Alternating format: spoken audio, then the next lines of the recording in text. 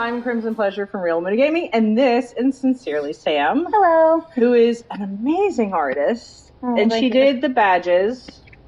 She did all of the badges. I did. Which are gorgeous. Thank you. You did an amazing tarot deck that Vonry the Rogue now owns, and we'll take pictures of. Yay! That you signed, which we're very thankful for. Of course. And you, and like the first thing I saw was when, like, in the announcement was Lady Death, and I was like, really?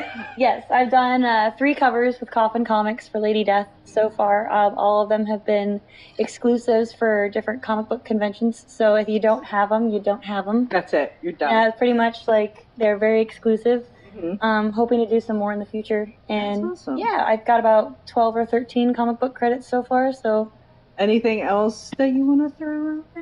Besides Lady Death? Some smaller ones, like Big Dog Inc., which was a comic book company formerly with Aspen. Okay. A couple other smaller ones, Crusadel Productions, a small independent comic called The Changeling, a kaiju book, kind of just a little bit of everything, hoping to do some more in the future. Yeah, that's amazing. And like we're huge gamers, so we're like, if you do a tabletop, or if you do a video game or a card game, like we will Kickstarter, whatever, we are there. 'Cause it's going to be gorgeous. Funny thing you say that, actually. I did just do a board game for a company that's coming to Kickstarter in the next couple months. We're working. Do you mind? Okay. Sorry. I yell that often out my window. Me too. I live in the city, so. I don't. I live in a complex, and it's like, I'm trying to record YouTube videos. Can you shut up? Or usually it's a car alarm. Always is. And I'm sure you can't talk too terribly much about it, but I hope we hear about it. Yeah, it's the game is called Get in My Belly, and it's a alien food eating contest game. I'm down. So I designed like 6 different aliens, all the food, all the game pieces, everything, and it's a really cute game done by, I believe it's a Sean Solo Productions. And I've done app games and toy design. Wow. A couple card games actually. But those are still in production, so lots of little things. Wow, so you literally don't stop working. I don't. That's fine. Yeah. Whatever keeps you busy and happy. You know. And I'm also very jealous of your hair. Well, thank you. You're welcome. I dyed it on Tuesday, so it's very new. Well, I pointed out, we were looking through everything, and I was like, she used an Instagram filter for the photo of you. And I was like, she's our new best friend. Because it was so cute. It is so cute. My that's all of these are Snapchat filters of me and my daughter. Because they're so cute. They make you look so much nicer than what I feel like I actually am sometimes. So yes. Filter. So what projects are you working on right now that you want to promote? So the biggest thing that I'm working on right now is an animated series that we're pitching and in pre-development for right now. Yes. The series is called Salem, which is an acronym that stands for the Secret Archives of Legends, Enchantments, and Monsters. We are already 100% in. Yay! All about this kid named Salem, and the whole premise of the show is that they are a monster, but we don't know what kind of monster they are. And so, with the help of their buddies and some energy drinks and being able to travel under the bed, like all boogeymen do, they seek out other monsters and kind of try and find out what kind of creature they are. Wow, that's amazing. Yeah, it's really cool. We just casted our voice actors, and we have a couple animatics on our YouTube channel. We have some really awesome voice actors. We have Rob Paulson playing the Boogeyman and the enchanted book that helps them out. For anyone that doesn't know who Rob Paulson is, he was Yakko in Animaniacs, Pinky from Pinky and the Brain. Yes. He was in Rick and Morty, Snowball the dog. Where are my testicles, Summer? He was a couple different Teenage Mutant Ninja Turtles. Everything, basically. Whenever my husband's randomly like, so what do you want to do tonight? And I'm like, but me and Pippi Longstocking, think of the children. And he's like, do you want to watch a movie? Sure, okay. Yes. So, and your artwork is stunning. Thank you very much. You're welcome. Where do you draw from that? Like, where do you pull your creative inspiration from all of that? A lot of it from nature, plants and animals, and like the fantasy and the fae, anything that's like magical. I'm kind of trying to pull that fantasy aspect and like magical aspect into kind of like what we get to see every day. Yeah. And a lot of like I have a tarot deck that you guys got, which was all like fantasy themed, but also animal themed. So you kind of get like the best of both worlds. You get the magic that exists in our world and the magic that is a little more hidden. Yeah. And I have an oracle deck that I'm working on as well, which. Was that like a sign? Like... I guess. Either it's going to be a complete, utter disaster, or it'll be an explosion of goodness. Either way, we'll buy it. Thank you. You're welcome. It's going to be a 30-card deck that is strictly all metallic. Mm-hmm. And each piece, it looks like some of the illustrations that I have up at my table. So I've been working on this for about 9 months now. It's amazing. Everything you do is absolutely stunning. Thank you. Which is great. That it's absolutely stunning, but it's also great because I got to listen to you at the mental health panel yesterday with Nicole. I didn't forget your name, Nicole. I didn't. And it's great because like it to me it really showed like you can still go through so much and produce beautiful things. Yeah, like your mental health doesn't have to stop you. Yes. You can still go and make something for yourself, even if you have a little bit more weight that you're carrying on your back. Exactly. And it's like we see struggling artists, or we see like tortured artists or stuff like that, and we expect it to be like dark and stuff like that. Not like, pink and purple. Yeah, not pink and purple, and like kittens, and like here's a kitty cat, here's this gorgeous octopus, and here's life and nature, and it's like I can see where people get the uneducated people get the misconception of, oh, you can't be depressed. Look at everything you do. That's not how this works. It's not. It's not. Yeah, like the art is very different than what's going on up here. Exactly. And do you use your art to help you through all of that? Yeah, like being able to stay busy, like prevents the mind from wandering and going to those places that are not necessarily the most fun. Yeah. And just being able to draw whatever I want and to produce just something beautiful is kind of like a really nice therapy to keep away from being like, oh, well, I've got my hands, I gotta be busy. Yes. I have to do something. If it's not an animated series, I have a comic that I'm pitching. If it's not the comic, I'm working on the Oracle deck. If it's not the Oracle deck, I'm working on posters. Yes, I'm very similar. If I'm not playing with my daughter, I'm starting new video games, or I'm playing video games. I've got something, YouTube right? videos. There's like you emails to answer. It's always you have something to do. Yep. But it keeps you from staying and sitting in your head for too long. Yep, exactly. So it was really wonderful, and I love that you sat down with Nicole and opened up about that, because I always agree that the more we talk about it, the more normalized we make it, the more people step forward and say, hey, I need help. Oh, exactly. We still aren't really at that point yet where it's become a normal thing. And, if more people, like you said, can come through and be like, and share our experiences, then, it'll make a difference for those little kids and older people too, like kind of like dealing with it. Like I didn't have any kind of help when I was little. Yeah. I was all on my own. But like if we can be there for some of the younger generations too that are kind of starting to figure that out. Yeah. And like experience this stuff, it'll just make for a much easier adulthood. Yes. And they won't have to go through the same struggles that we did. Exactly. They're not gonna end up hurting themselves or others or anything like that. It's gonna be a lot more like healthy. Yeah. And just better development for everybody. Automatic support for everybody. Yeah. So what has been like the most rewarding part of your career? The biggest reward is getting to meet people that are like, you've inspired me to draw, or thank you so much for like helping me through this. I watched your videos or I've seen your art, and it's really helped me grow as an artist or inspired me. Yeah. And I think that's the most rewarding part, is to know that I can be there for younger artists. Yeah. And to inspire people. Because it's hard. It is. Like I didn't have an artist to look up to when I was younger. Yeah. The world of the internet didn't really come about. Yes. We're a little bit older than that, so it wasn't like we could Google good artwork. Yeah, like I think DeviantArt and the idea of YouTube was brand new when I was in middle school. Mm-hmm. And so that's kind of when it started. Yeah. So, like, versus all the kids now that are like 9 or 10 and they have an Instagram and they can go on DeviantArt, they can go on Tumblr, wherever, and meet and talk to these artists that can inspire them and teach them. Yes. And so it's like, I want to be able to be in that position to help other kids and like be like, yes, you can do it.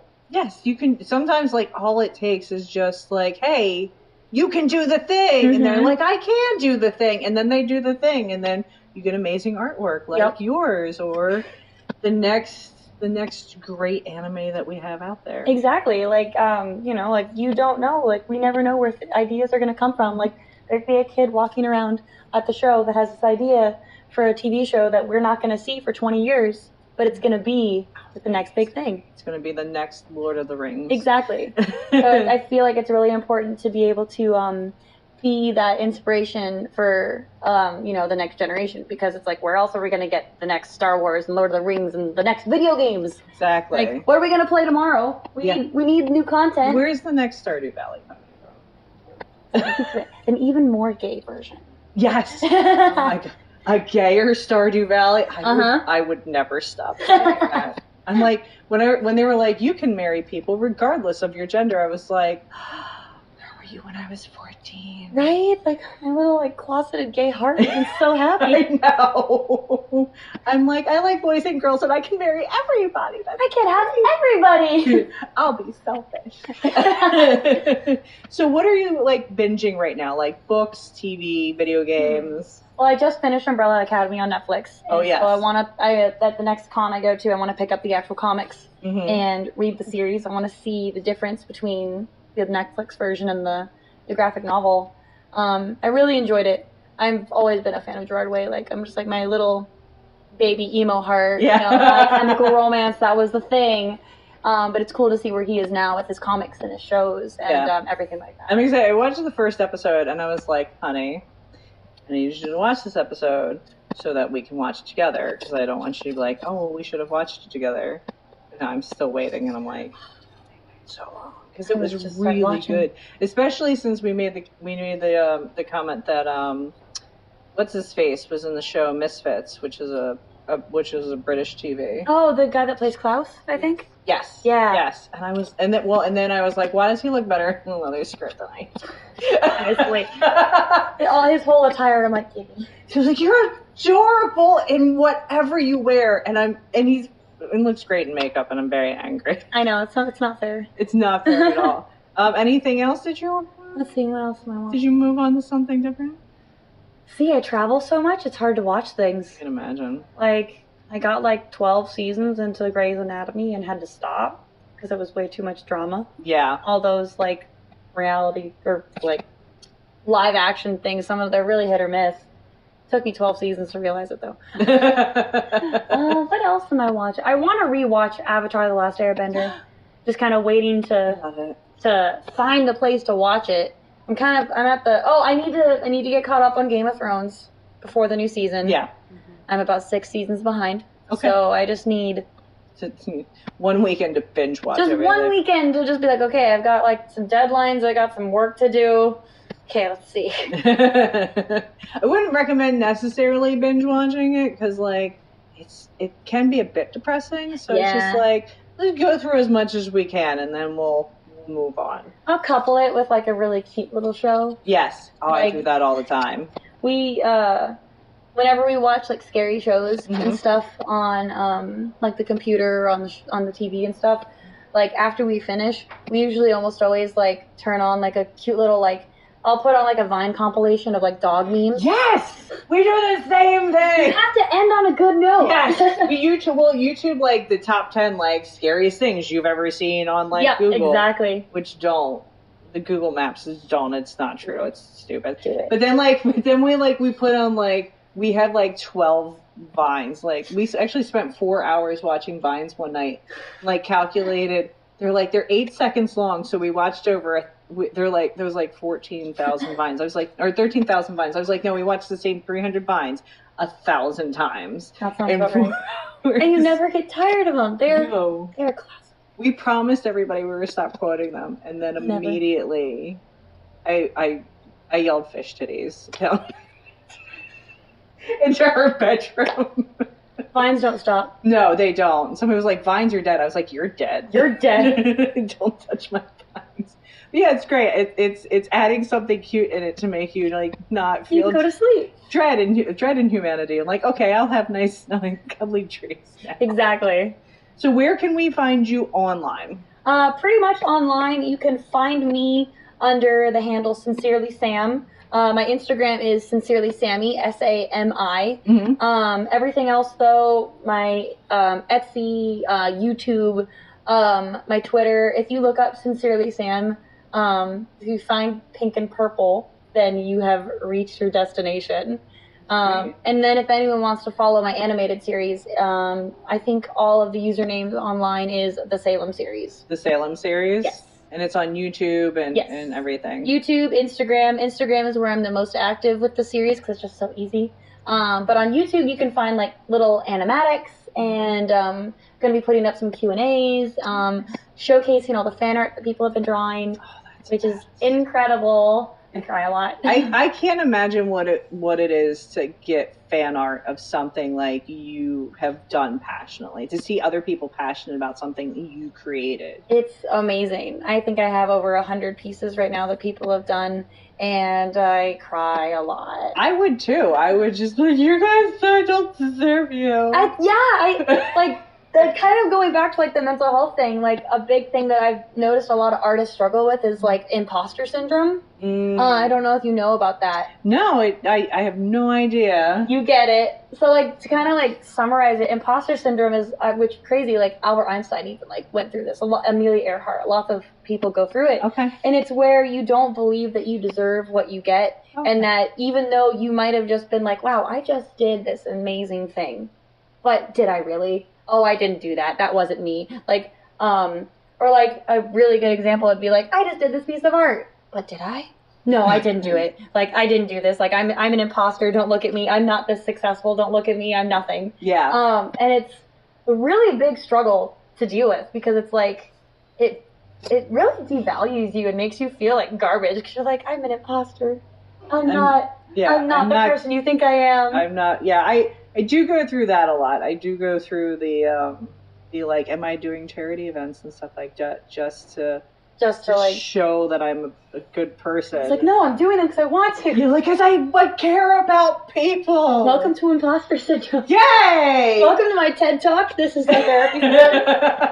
A new thing to add to the list, right? And it's something that isn't talked about a lot, because it's kind of a general. It's always been around, but it's kind of just now people are starting to realize like this is a thing that should be addressed. Yes. And like people aren't alone with these feelings. It's not just you. It's like no, like if you feel like garbage, chances are like everyone in the room feels like garbage too. So we can all like. I have yet to meet someone because I write and on occasion, and I've shown her some amazing pieces, and she's like, "It's really good," and I'm like, no, you didn't read it right. Just read it again. I feel like that with everything that I do. I'm like, why do you guys want this? But I don't know a lot of artists who are like, this is my art and it's amazing. And I might be thrown off if somebody would be like, my art's amazing and you need to buy it. And I'd be like, that'd be some confidence. I'd be like, oh, okay. I'd be so intimidated. Okay, here's my wallet. Why did I buy it? What is it? What is it? I don't even watch this anime. Is that a... Oh, there we go. Yep. Yeah, so I think that also, to me, I think that also keeps a lot of people, like, the imposterism is terrible, and mental health is something, people being humble about their artwork is like, I hope you like it. Like, when people get excited because we're excited, I get even more excited, and then it's just a back and forth until we're, like, in the hallway. Yep. Oh yeah, 100%. That's the best part of conventions. You just randomly groups of people screaming, and you're like, "Why?" And they're like, "They're all really happy about something," and that's all that matters. And you screamed. Yeah, and then you're like, "Oh my god, I'm so happy that they're happy," and then it just That might be how conventions started, actually. Probably. You like Star Trek? I like Star Trek. What? Exactly. Welcome to con. Welcome to conventions. Well, thank you so much. I've had a fantastic time talking to you, and we've like bugged you at your booth every time. You have the most gorgeous booth I have ever seen in convention history. It's just pink and purple. Well, one, I love pink and purple. Two, we have pictures of it, and it's just stunning the way you set it up. It's not overdone, it's not over dramatic, and all of the colors tie in together. But since it's so pop colorful, like you can like see you as a beacon of joy from across the floor. Yay! That's my plan.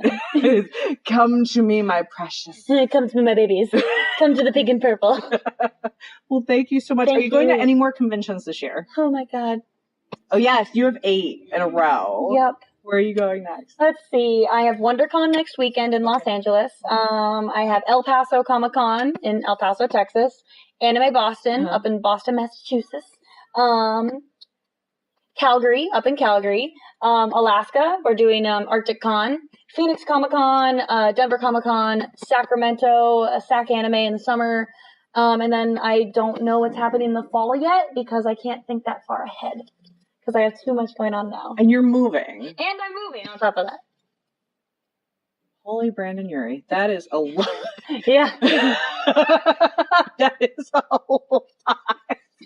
Yeah. Well, I'm going to cross my fingers for you. Hope you breathe your way through it. I'll do my best. I have meetings tomorrow and all through next week on top of these conventions. So, well, and we definitely look forward to seeing the Salem series. Thank you. I can't wait to bring it to people. It's going to be very fun. Thank you. Thank you.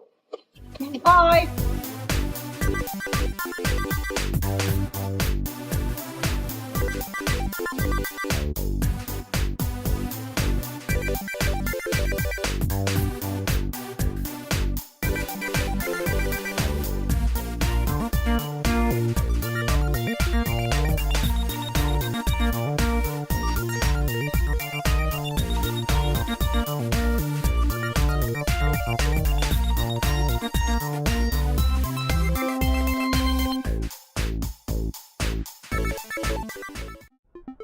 Thanks so much for watching. If you were entertained by that video, make sure you hit the like button and subscribe for more wacky, zany content here at Real Women Gaming. And, here are 2 randomly selected videos that YouTube thinks you enjoy.